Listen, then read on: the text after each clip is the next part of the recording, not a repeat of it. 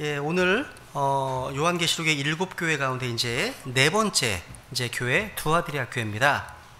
여러분, 먼저 이 두아디라 교회가 위치하고 있었던 이 두아디라는 도시는요, 버가모라는 지역, 이 버가모라는 지역에서 동남쪽으로 약 65km 떨어진 곳에 위치해 있습니다. 그리고 또 적의 침입을 막기 위해서 로마의 어떤 수비군이 항상 주둔했던 지역 교통의 요충지였다고 합니다. 에베소, 서머나 버가모에 비해서는 작은 도시였어요. 근데 이 도시는 염색 산업으로 되게 유명한 공업 도시였습니다. 그래서 여러분, 사도행전 16장 14절에 보시면 빌립보에서 가장 먼저 바울의 전도를 이제 받고 구원을 받은 자주색 옷감 장수 루디아가 바로 이 두아디라 출신 사업가입니다.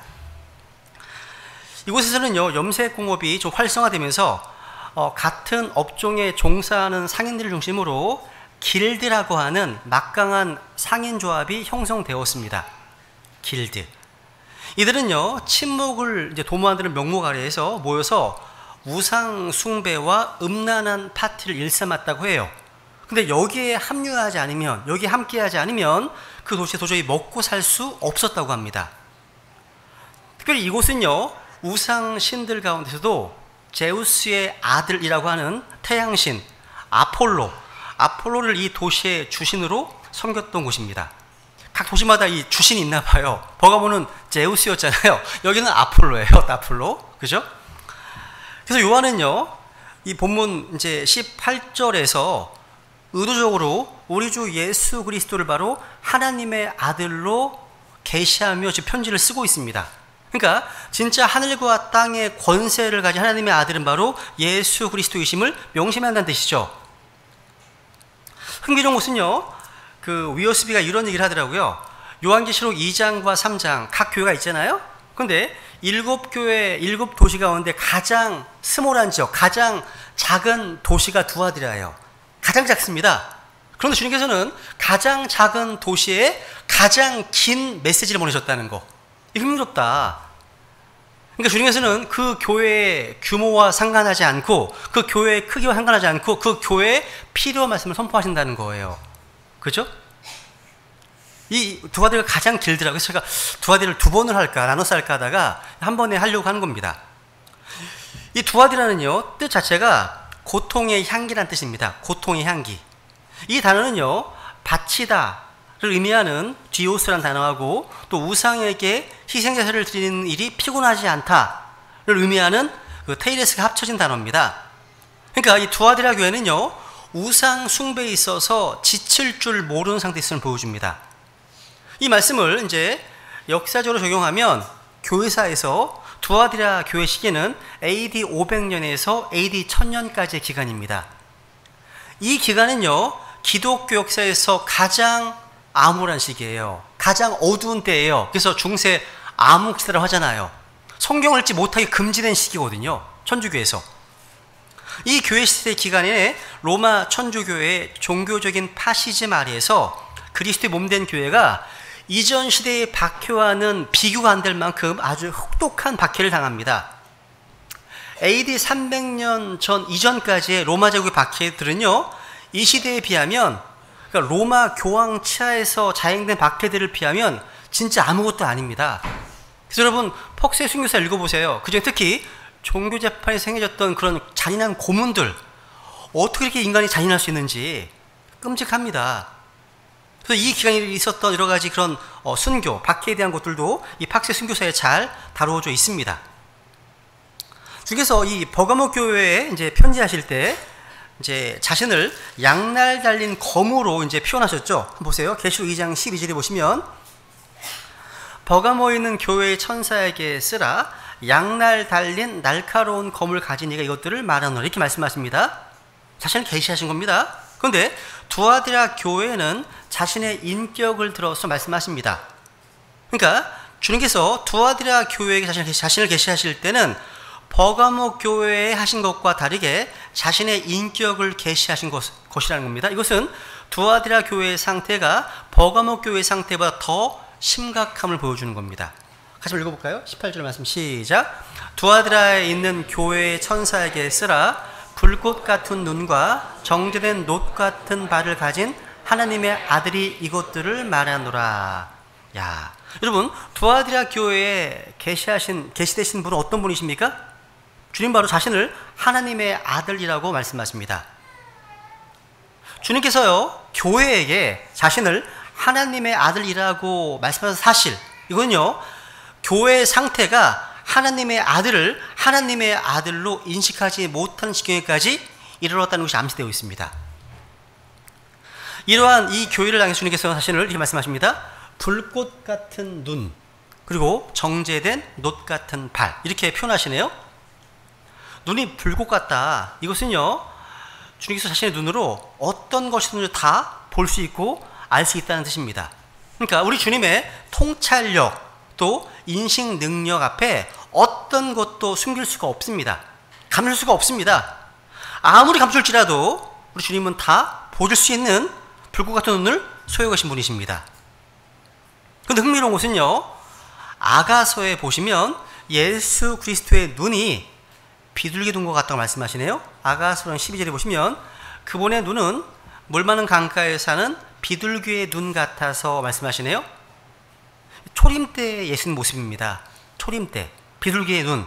근데 계시록 이제 1장 2장에서는 우리 주님의 눈이 어떤 눈이라고요? 뭐 같다고요? 불꽃 같다고 말씀하십니다. 그러니까 주의 날 성령 안에서 사도 요한이 본 주님의 모습은 복음서에서 나타난 초림하실 때의 모습과 너무나 다릅니다. 달라요. 그러니까 재림하실 때의 모습, 계시록 19장 12절에 보시면 주님 재림하시잖아요. 흰말 타고 재림하십니다. 근데 그때 보시면 그분의 눈은 뭐 같다고요? 불꽃 같다 말씀하십니다. 그러니까 초림 때의 모습과 재림 때의 모습이 너무나 다릅니다. 초림 때는 세상 죄를 제거하신 하나님의 어린 양으로 오셨다면, 재림 때는 유다 지파의 사자로 심판주 모습 오신다는 거 다릅니다. 주님께서는 정제된 놋 같은 발을 가지고 계십니다. 놋은 성경에서 하나님의 심판을 상징합니다. 성경에서 많이 봤던 그런 내용이죠, 그죠? 사도 요한은 계시록 1장 15절에 보면 그분의 두 발은 용광로에서 달군 어떤 정제된 놋 같다고 말씀하십니다. 이 모습으로 주님께서 심판하시는 주님이심을 보여주는 겁니다. 심판주. 이 주님께서 이 교회를 먼저 칭찬하십니다. 한번 언제 보세요. 두아드라의 칭찬 19절 같이 읽습니다. 시작. 내가 내 행위와 사랑과 섬김과 믿음과 내 인내와 내 행위를 아노니 마지막 것이 처음 것보다 더 많도다. 주님께서는 두아드라 교회의 행위, 사랑, 섬김, 믿음, 인내, 행위를 아신다고 하십니다. 여기서 행위가 두 번 반복되어 있네요. 반복되어 있습니다. 여러분, 교회에서 뭔가 행위, 뭔가 일하는 것은 좋은 겁니다. 그 칭찬받아 마땅한 거죠. 아무것도 안 하는 것보다 나은 거죠. 일하는 게 좋은 겁니다. 주님께서는 내 행위 이런 것들을 안다고 말씀하십니다. 여러분, 교회사적으로 두아드라 교회는 아주 부패한 교회고 완전히 조직화된 교회라고 할 수 있습니다. 교회사적으로. 주님께서는요, 불꽃 같은 눈으로 그러한 교회를 보시면서도 그 교회의 장점과 좋은 것들을 먼저 보십니다. 그러니까 두아드라 교회에 있었던 귀한 것들이 뭐예요? 사랑과 섬김과 믿음과 인내였습니다. 이 말씀에서 우리가 한번 좀 순서와 한 단어 한 단어 한번 좀 주목해서 살펴보신다면 영적 교훈을 얻을 수 있습니다. 한번 따라해 보세요. 사랑과 섬김. 순서를 잘 보세요. 사랑과 섬김입니다. 여러분, 사랑이 맨 앞에 있죠? 모든 섬김, 모든 행위의 동기는 사랑이어야 됩니다. 그러니까 사랑으로 섬기는 사람은 지역교회에 아주 큰 유익을 줍니다. 우리 성도들은요, 사랑으로 서로를 섬기라고 이렇게 명령을 받았습니다. 뭘로 섬기라고요? 사랑으로 서로를 섬기라고요. 이 두아드라 교회는요, 행위와 사랑과 섬기 이런 것이 다 있는 교회였어요.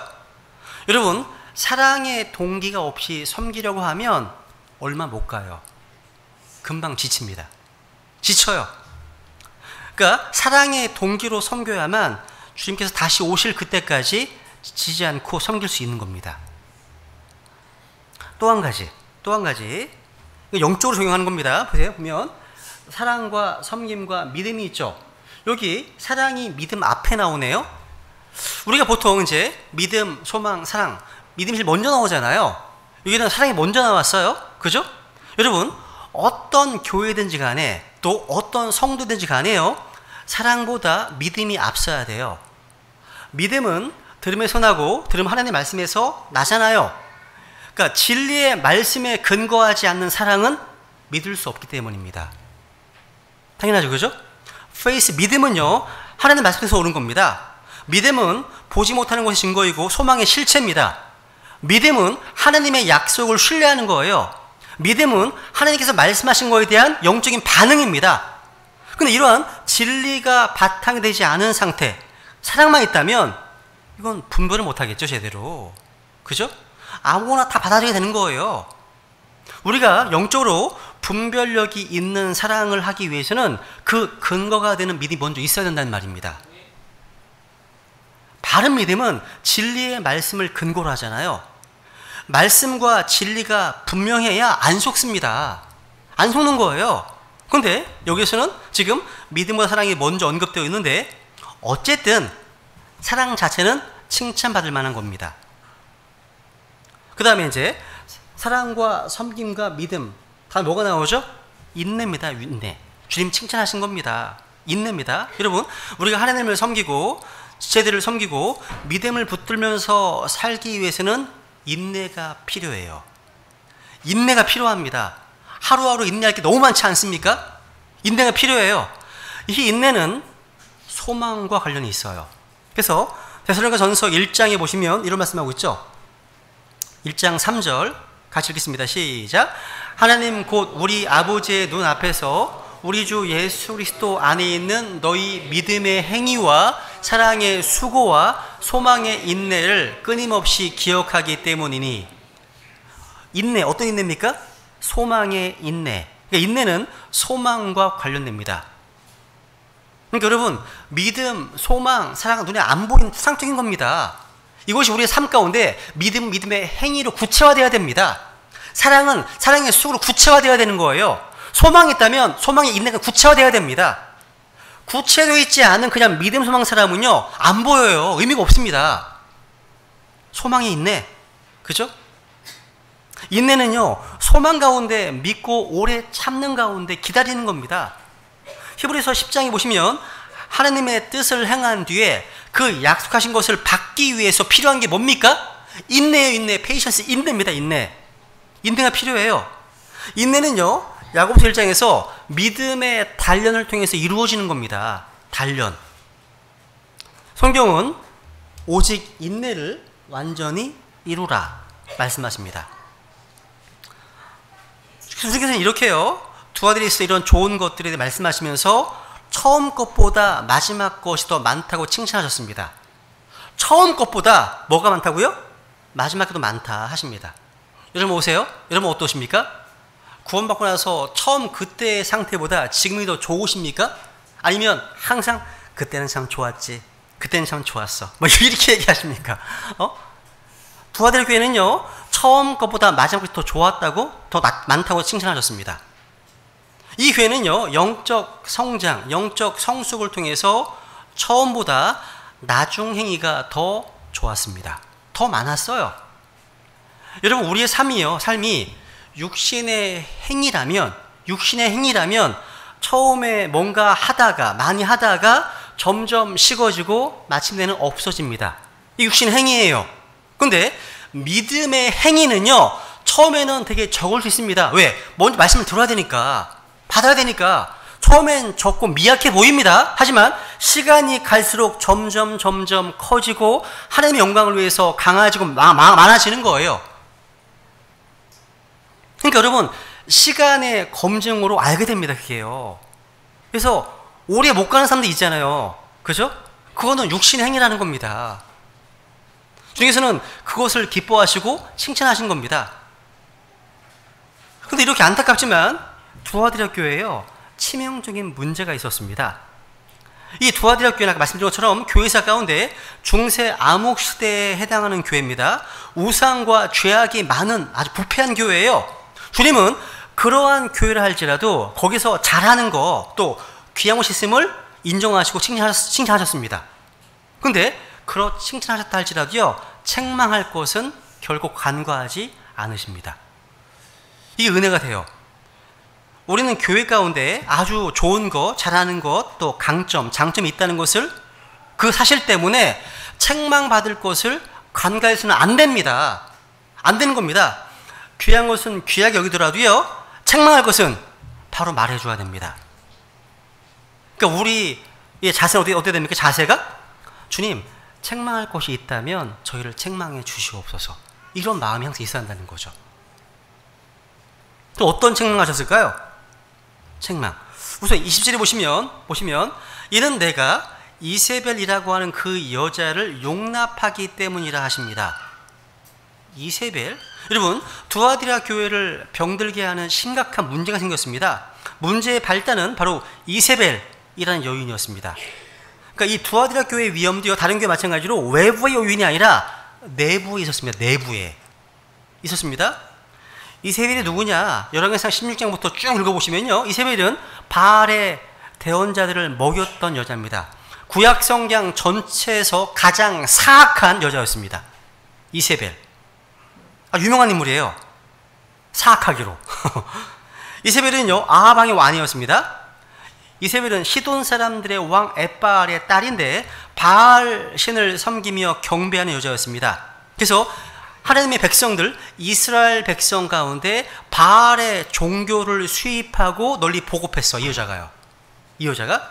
그리고 주님을 섬기는 주님의 대언자들을 다 죽였어요. 근데 여러분, 두아디라 교회가 이 이세벨이라는 여자를 용납했다는 건 무슨 말이냐면, 마치 이스라엘 백성들이 바알을 용납하고 마침내 완전히 이교도화 되어버린 것 같습니다. 교회가 그렇게 돼버린 거예요.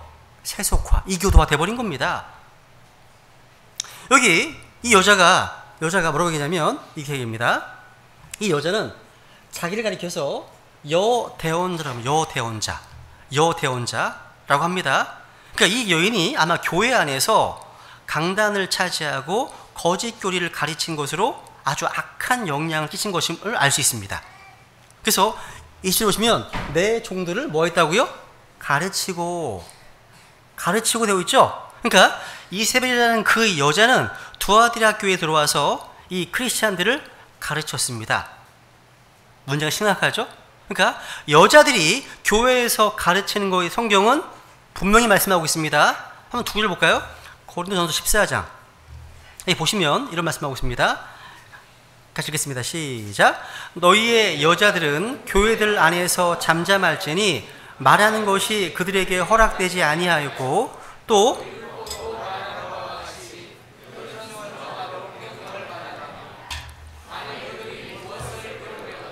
집에서 자기 남편에게 물을지니 여자들이 교회에서 말하는 것은 수치스러운 일이니라. 여러분, 자매님들이 교회에서 말하지 말라는 게 아니에요. 여기서 말한다는 말은요, 문맥이 방언과 대언에 대한 말씀입니다. 공개적인 스피크, 공개적인 선포를 얘기하는 거예요. 그러니까 강단에서 하나님의 말씀을 가르치는 거, 이런 거 얘기를 하는 겁니다. 그래서 아무 말도 하고 교주도 하고 이런 거 아닙니다. 아니라는 거죠. 그러니까 교회에서 여자들이 어떻게 해야 되는지 성경 말씀하고 있습니다. 이건 뭐 해석할 게 없습니다. 기록된 그대로입니다. 오늘날 뭐 남녀 평등이다, 인권이 어떤 그런 여성의 인권이다, 이런 것들 때문에 하나님의 말씀을 폐하거나 바꿀 수가 없어요. 바꿔서도 안 되는 거죠. 그죠? 오늘날 많은 교회에서 여자 목사를 세우는 거, 이거는 정말 책망받을 만한 일이죠. 그건 비성경적인 겁니다. 한번 보세요. 디모데전서 2장 12절. 같이 읽죠. 시작. 오직 나는 여자가 가르치거나 남자에게 권위를 행사하는 것을 허락하지 아니하노니 다만 조용할지니라. 근데 두아디라 교회 이세벨이 교회에서 가르칠수록 용납했잖아요. 이거는 불법입니다. 불법인 거예요. 여러분, 두아디라 교회의 성도들은요, 이세벨이라는 그 여자가 교회를 가르치는 것을 용납했지만 성령 하나님께서는 그것을 용납하지 않으셨습니다. 여러분, 성령님께서 용납하지 않으신 것을 교회가 용납하잖아요? 거기에 마귀가 틈타는 겁니다. 마귀가 틈타는 거예요. 마귀가 그 틈으로 들어오는 겁니다. 들어옵니다. 여기서 제가 유심히 봤던 게 뭐냐면 이 단어예요. 용납이라는 말. 이 용납. 주님께서는요, 교회가 아무나 용납하는 것을 기뻐하지 않으십니다. 주님께서는 에베소 교회에 대해서는요, 거짓 사도들을 용납하지 않은 것을 칭찬하셨습니다. 두아디라 교회에 대해서는 스스로 여대언자라고 하는 이세벨을 용납한 것을 책망하시는 겁니다. 그러니까 검증도 없이 아무나 용납한다? 이건 교회가 부패하게 되는 원인이 됩니다. 그러니까 잘 세워야 한다는 거죠. 주께서는요, 어떤 사람들을 받아들이고 용납한 책임을 그 교회에 물으시는 거예요. 그 교회에. 주님께서는 에베소 교회의 책임은 에베소 교회에 물으십니다. 두아디라 교회의 책임은 두아디라 교회에 돌리시는 겁니다. 이건 정말 중요합니다. 다른 교회에게, 다른 사람에게 책임을 돌릴 수 없습니다. 에베소 교회는 두아디라 교회에게, 두아디라 교회는 에베소 교회에게 그 책임을 돌릴 수 없습니다. 각 교회가 어떤 사도를 용납해야 하는지, 어떤 대언자를 거절해야 되는지, 어떤 성경을 믿고 사용해야 하는지, 어떤 성경을 거절해야 되는지 결정해야 되는 겁니다. 각 교회가 거짓 사도를 시험해서 그 거짓된 것을 드러낸 거에 대해서 칭찬한 것은 에베소로 갔습니다. 그죠? 거짓 대언자를 용납한 것에 대한 책망은 두아디라 교회로 갔습니다. 우리가 뭘 지금 여기서 말씀하시는 겁니까? 무엇이든지 용납해서는 안 된다는 겁니다. 그러니까 지역교회는요, 자신들이 받아들이는 자가, 용납하는 자가 이세벨과 같은 거짓 사역자인지 아니면 사도 바울과 같은 건강한 사역자인지 알아야 됩니다. 그렇지 않으면 바울과 같은 건강한 사역자를 거절할 수가 있고 이세벨과 같이 거절해야 될 거짓 던지를 용납할 수 있기 때문이죠. 그죠? 중요한 겁니다. 근데 두아디라 교회는 이렇게 이세벨을 용납했다는 겁니다. 야, 이 용납이라는 말이 참 무서운 거예요. 용납. 오늘날 한국 기독교 안에서 이런 생각들이 있는 것 같아요. 하나님은 사랑이시니까 교회 안에서 무슨 죄를 지어도 다 용납해야 된다는 생각이 있어요. 아닙니다. 아닙니다. 물론 우리 모두는 다 죄인이죠. 죄 덩어리입니다. 죄인입니다. 그렇다고 해서 죄가 있는데도 그냥 좋은 게 좋은 것으로 대충 넘어가서는 안 되는 겁니다. 자신이 죄인이라는 것을 인식하는 철저한 회개가 있어야 용서가 있고 회복이 있는 거예요. 그런 게 없이 용납하고 관용한다? 이거는요, 병돈세포를 치료하지 않고 몸 안에 계속 놔두는 것 같습니다. 우리는 물론 서로 용서하고 사랑하고 품어줘야 됩니다. 그런데 하나님께서 세우신 거룩, 이 거룩함을 너무 쉽게 타협해서는 안 되는 거예요. 이게 그 사람 하나만의 문제가 아니에요. 신약교회 전체의 문제로 확산될 수 있기 때문이죠. 한 구절 볼까요? 고린도서 6장 17, 18절 시작. 주가 말하노라. 그러므로 너희는 그들 가운데에서 나와 분리하고 부정한 것을 만지지 말라. 그리하면 내가 너희를 받아들여 너희에게 아버지가 되고 너희는 내 아들 딸이 되리라. 주 곧 전능자가 말하노라 하셨느니라. 하나님께서는 자녀들을 용서하시고 사랑하십니다. 근데 하나님의 백성들에게 거룩함을 요구하십니다. 성경적 분리를 요구하십니다. 그렇기 때문에 그 하나님의 사랑을 남용해서 죄를 짓고도 회개 없이 적당히 넘어가서는 안 된다는 거죠. 여기 20절을 다시 보세요. 20절을 다시 보시면 20절 다시 읽습니다. 20절 말씀 시작. 그럼에도 불구하고 내가 너를 책망할 것이 몇 가지 있으니 이는 내가 이세벨이라는 그 여자를 용납하기 때문이라. 그녀가 자기를 가리켜 여대언자라 하며 내 종들을 가르치고 꾀어 음행하게 하고 또 우상들에게 희생물로 바친 것들을 먹게 하는도다. 여기 이세벨의 악한 영향력이 무척 컸습니다. 보세요. 음행을 합니다. 음행하게 합니다. 또 우상으로 희생하신 것들을 먹게 했답니다. 야, 지난주 버가모 교회에서요, 발람이 발락을 가르쳐 행한 것과 똑같습니다. 그런데 흥미로운 것은요, 사도들이요, 이 부분에 대해서 분명하게 가르쳤습니다. 구원받은 사람들이 할례를 행하거나 모세율법을 지키는 일을 할 필요는 없지만 복음을 듣고 믿은 이방인들이 지켜야 될 몇 가지를 지정해 주셨잖아요. 한번 볼게요. 사도행전 보시면 21장 25절. 이런 것들을 이제 피하라고 말씀하십니다. 믿는 이방인들에 관하여는 우리가 편지를 써서 결론을 내리되 그들이 그런 것을 지킬 필요가 없고 다만 우상들에게 바친 것과 피와 목매어 죽인 것과 음행을 피하라고 하였느니라. 이게 복음을 받은 이방인들에게 지금 지키라고 명령한 세 가지 어떤 내용입니다. 네 가지죠, 그죠? 그러니까 우상들에게 바친 것, 또 뭐가 있습니까? 음행을 피하라. 그런데 여러분, 이세벨이라는 이 여자는요, 이 결론, 성경에서 내리는 결론입니다. 이 결론과 전혀 다르게 가르치고 있는 겁니다. 성도들을 깬 겁니다. 유혹한 거죠. 여러분, 성경과 다르게 가르치는 그 어떤 가르침 다, 그게 무엇이든 누가 가르치든 간에 다 잘못된 것이고 그건 오류입니다. 오류죠. 여러분, 성경에서요, 음행은 이제 포니케이션, 헬라어로 포르네이아, 포르노에서는 단어예요. 음행. 이 영적으로 음행은요, 우상 숭배를 말합니다. 구약 성경에 보시면 이스라엘의 배교와 우상 숭배를 음행이라고 종류 표현합니다. 호세아서 9장, 에스겔 16장, 23장. 하나 볼게요. 배교한 이스라엘을 향해 성경이 이렇게 말씀하십니다. 역대상 5장에 볼까 한번? 5장 25절 읽겠습니다. 시작. 그들이 자기 조상들의 하나님께서 범법하여 하나님께서 자기들 앞에서 멸하신 그 땅 백성의 신들을 따라 음행의 길을 갔더라. 그러니까 하나님의 백성들이 다른 신들을 따르고 섬기는 것이 뭐라는 거예요? 음행입니다. 음행이라는 거예요. 신약 성경에 와서는요, 세상과 친구되는 것이 음행으로 말씀하십니다. 보세요. 야고보 4장 4절 시작. 너희 가늠하는 남자들과 가늠하는 여자들아, 세상과 친구가 되는 것이 하나님과 원수 되는 것인 줄 너희가 알지 못하느냐?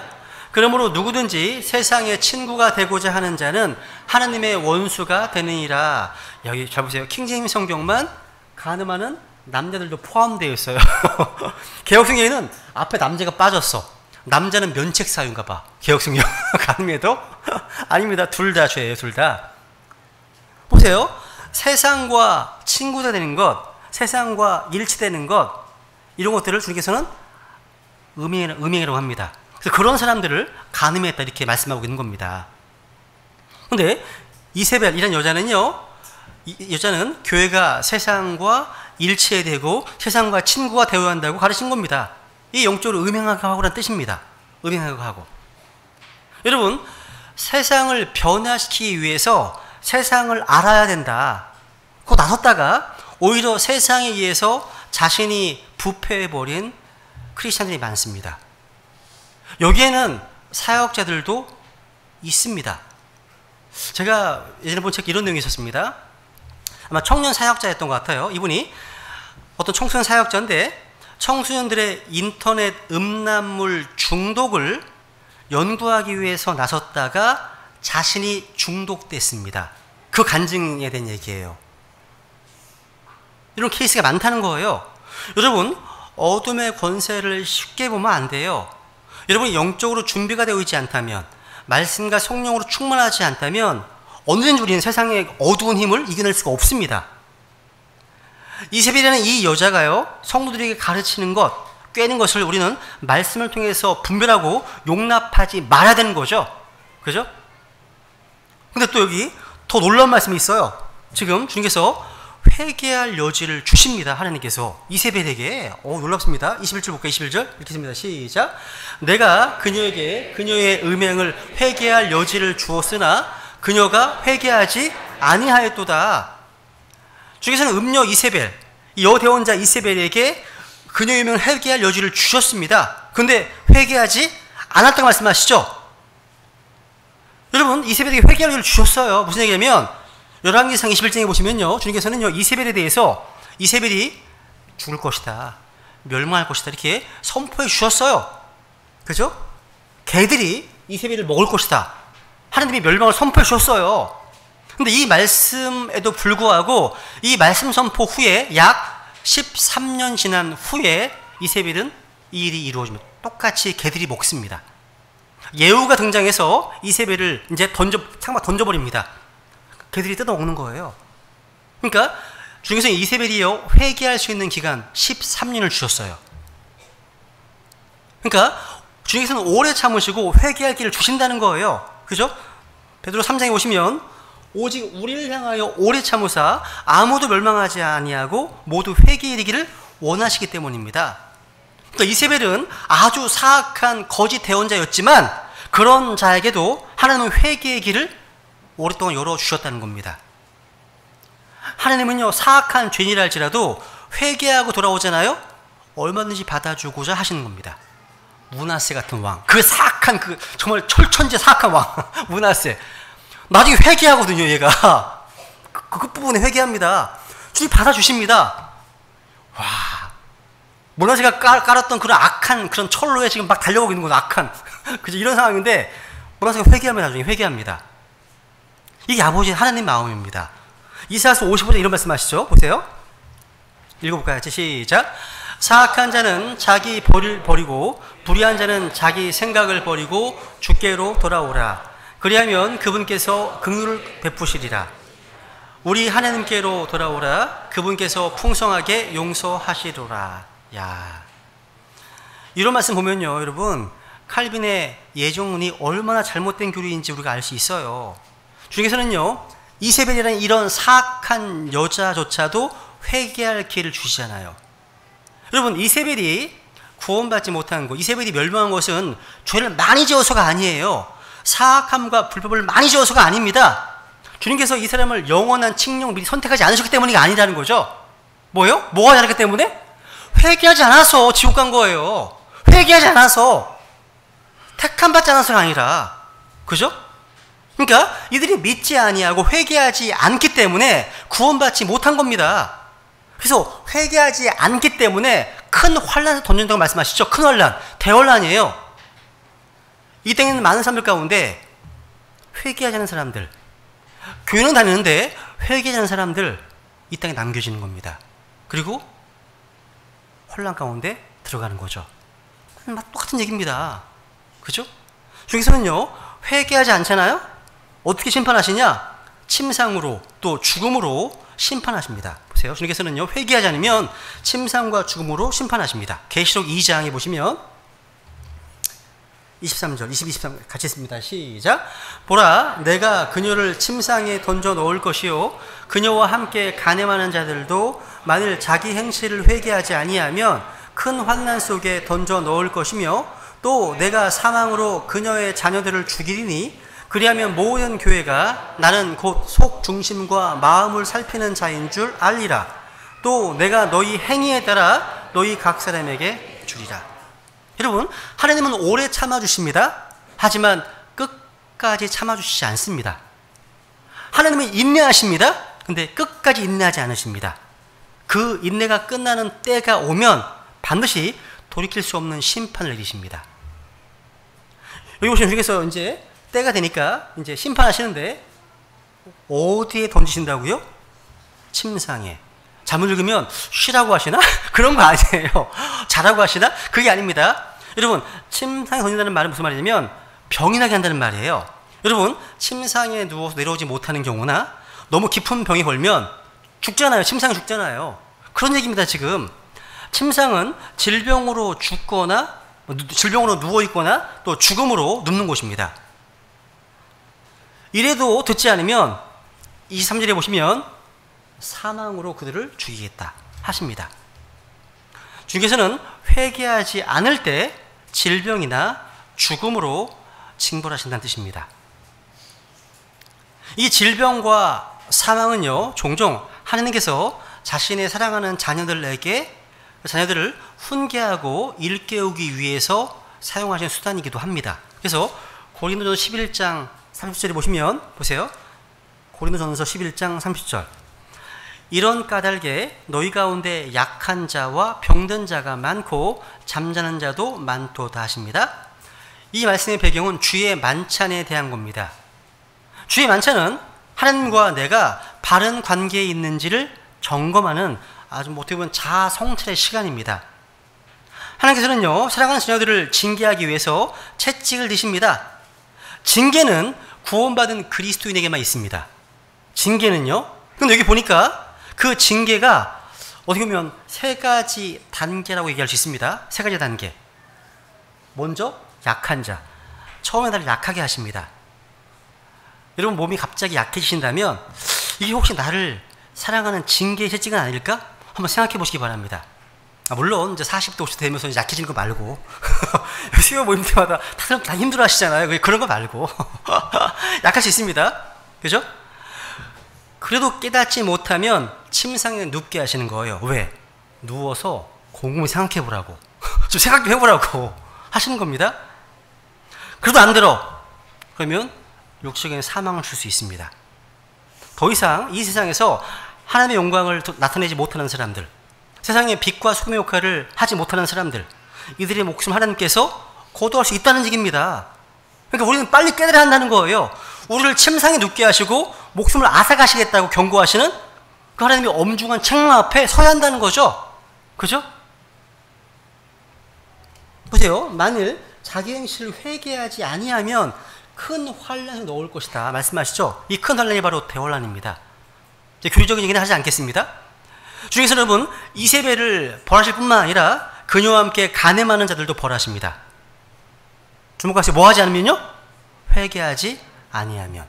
이게 무슨 말이에요? 두려운 재앙과 심판을 피하는 길이 뭐라는 거예요? 회개하는 회개. 회개입니다. 회개. 하나님께서는요, 이 교회가 거룩하기를 원하십니다. 이 교회가 순결하기를 원하시기 때문입니다. 여러분, 아름다운 신부와 창녀는 뭐가 달라요? 신부와 창녀의 차이는요, 아름다움이 차이가 있는 게 아니에요. 아름다운 창녀도 많잖아요. 미모가 차이가 아니에요. 뭐가 차이입니까? 순결이 차이입니다.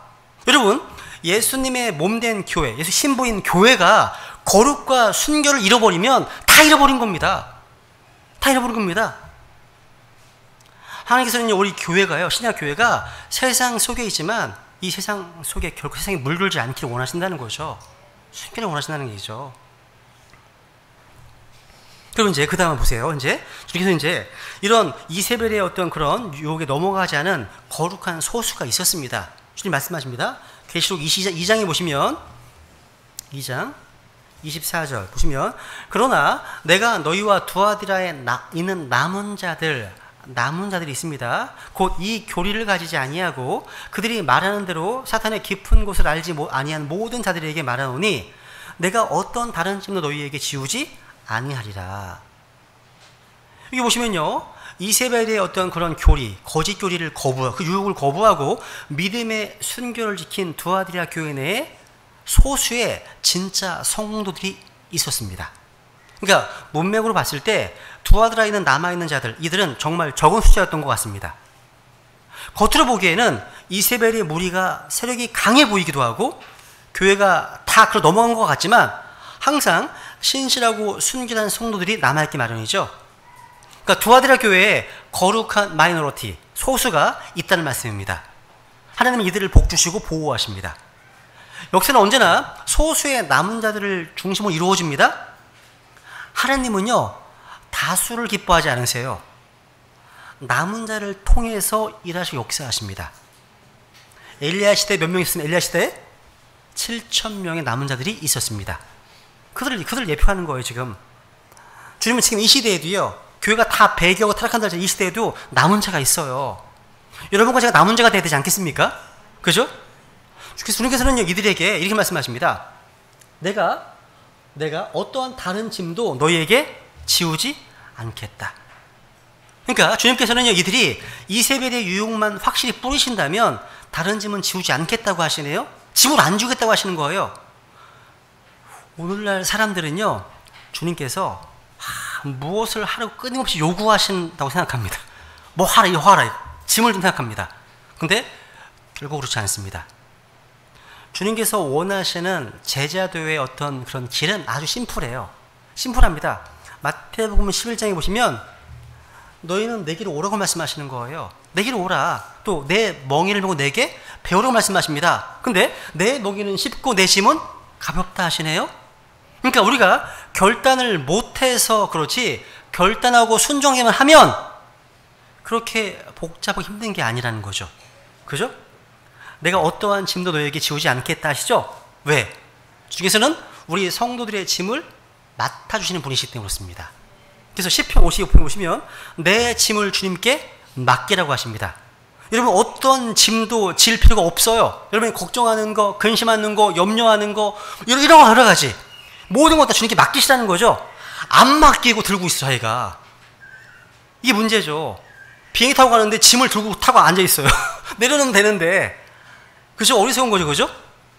주님께서는 무엇을 맡아주십니다. 내 길을 주님이 맡기라 하십니다. 내 길을 맡기라. 또 내 일들을 주님이 맡기라 말씀하십니다. 우리 주는 무엇이든지 다 맡아주십니다. 주님께서는요 두 아들의 남은 자들에게 어떤 다른 힘도 맡기지 다른 힘도 지우지 않으셨습니다. 다만 한 가지는 꼭 굳게 붙들어야 됩니다.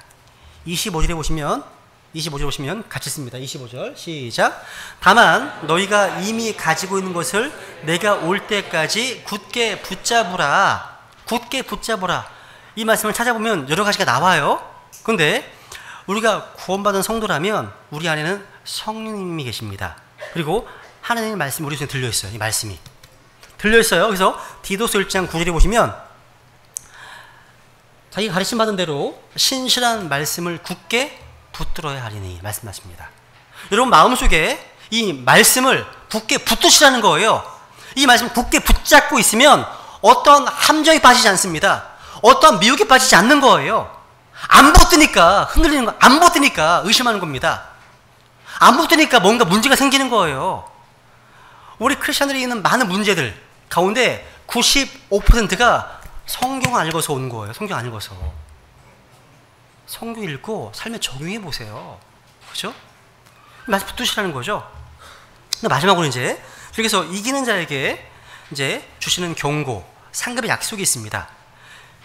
여러분, 이기는 자라는 말은요, 7교회 공통적으로 하시는 말씀이죠. 그죠? 한번 계시록 2장 26절 읽어볼까요? 시작.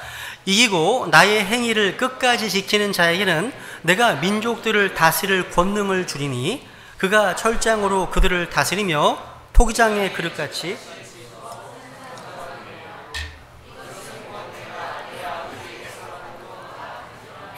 내가 또 그에게 새벽별을 주리라 말씀하시네요. 여기 보시면 이기고 나의 행위를 끝까지 지키는 자에게는 내가 이걸 뭘 주시겠다 말씀하시죠. 요한일서 5장에 보시면 예수 그리스도를 믿음으로 구원받은 모든 성도들은 다 누구예요? 이기는 자들이라고 말씀하고 있습니다. 말씀드렸습니다. 그죠? 그런데 여기서 이 말씀을 영적 전쟁에서 이기는 것으로 한번 제가 우리 삶에 적용해 보겠습니다. 우리에게는요, 영적으로 지금 치열한 싸움이 계속되고 있습니다. 지금 싸움이. 하나님의 교회는 모두가 다 각자 자기가 감당해야 될 영적 전쟁이 있어요. 여기서 승리해야 한다는 거예요. 사탄은요, 각 교회마다 다양하고 교활한 전략으로 약점을 골라서 지비와 공략합니다. 가정도 마찬가지예요. 사탄은 잘합니다. 어떻게 하면 넘어질지 압니다. 그걸 공략하는 거예요. 지상의 모든 교회들은요, 각자가 다 쉽지 않은 영적 싸움을 하고 있어요. 여러분, 이기는 팀 선수들이 유니폼을 벗어보면 온몸이 상처투성인 거 아세요? 투성입니다. 이기는 게 쉽지 않습니다. 게다가 여러분, 운동 경기에서는요, 저도 다음 기회가 있어요. 있잖아요. 그런데 전쟁에서 지면 죽는 겁니다. 죽는 거예요. 나만 죽는 게 아니에요. 내 옆과 내 뒤에 있는 전수들까지, 나의 자녀들까지, 내 아내, 남편까지 다 죽을 수도 있습니다. 그래서 우리는요, 비장한 각오와 자세로 임해야 되는 겁니다.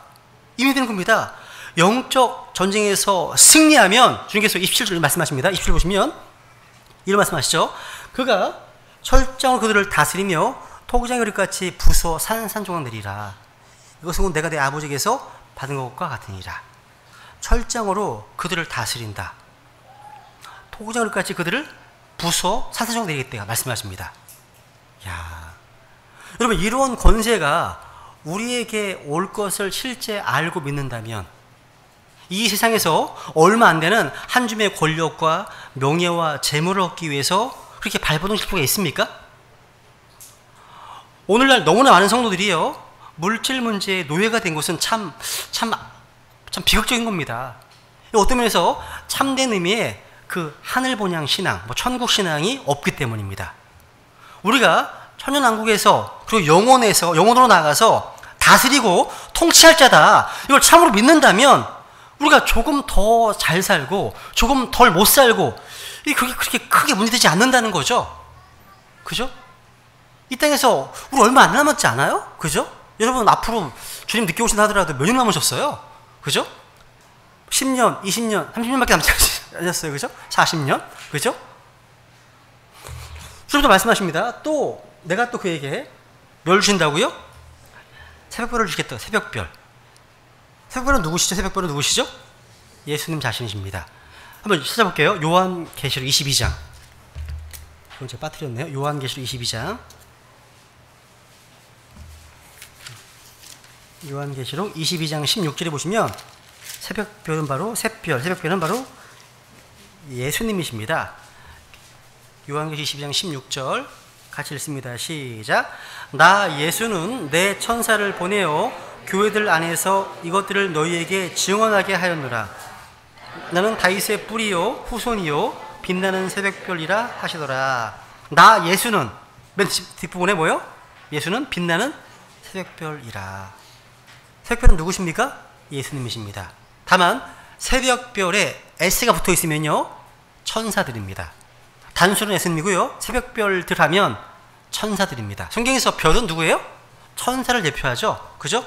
7교회의 천사가 누구? 7별 말씀하시잖아요. 그런데 여러분, 사탄, 루시퍼는 새벽별이 아니에요. 새벽별이 아니에요. 아니죠? 아침의 아들입니다. 루시퍼는 보세요. 보세요. 읽습니다. 시작. 오 아침의 아들 루시퍼야, 내가 어찌 하늘에서 떨어졌는가? 민족들을 약하게 만든 자야, 네가 어찌 끊어져 땅으로 떨어졌는가? 루시퍼는 새벽별이 아니라 아침의 아들입니다. 그런데 이게 킹제임스 성경에서만 루시퍼가 보존되어 있죠. 다른 개혁 성경, 개혁 개정, 현대인 성경 다 보면 다 이걸 계명성으로, 새벽별로, 새별로 다 바꿔놨습니다. 변개시켰습니다. 그 뭐예요? 사탄을 말씀하신 루시퍼를 지금 예수님과 좀 동일한 인물로 만들어버린 거라는 거죠. 아주 정말 웃기는 거죠. 황당한 얘기죠. 지금 황당한 겁니다. 베드로서 1장에 보시면 19절에 보시면 우리 주님께서는 바로 새별이십니다. 새별이 너희 마음속에 떠오를 때까지 말씀하시잖아요. 그죠? 주님께서는 이기는 자들에게 철저히 다스릴 뿐만 아니라 새벽별을 주신다고 말씀하시는 겁니다. 이제 말씀의 결론입니다. 우리 모두 이기는 자가 되어서 주님 만나는 그날 영광과 존귀를 얻게 되기를 원합니다.